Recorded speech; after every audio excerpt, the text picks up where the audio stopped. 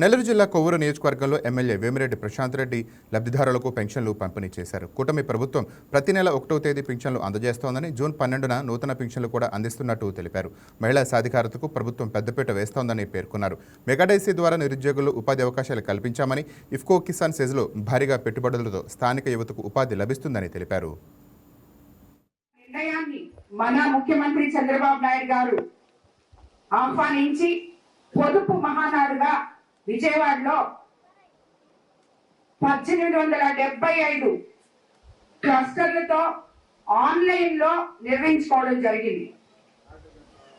ఈ ఆన్లైన్ లో 1875 క్లస్టర్ లో కూడా ఈ పార్టీ ఒక గొప్పతనం బయటపడింది.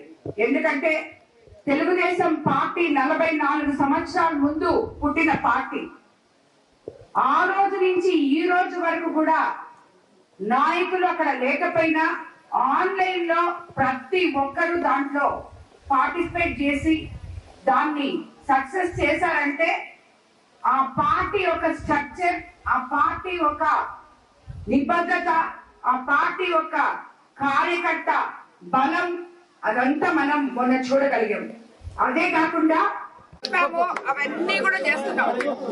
కానీ గత 5 సంవత్సరాల్లో మీరు ఎంత ఇబ్బంది పడ్డారో, ఇళ్ల స్థలాలు కూడా ఉన్న గవర్నమెంట్ స్థలాలన్నీ కబ్జా చేసి ఇక్కడ స్థానిక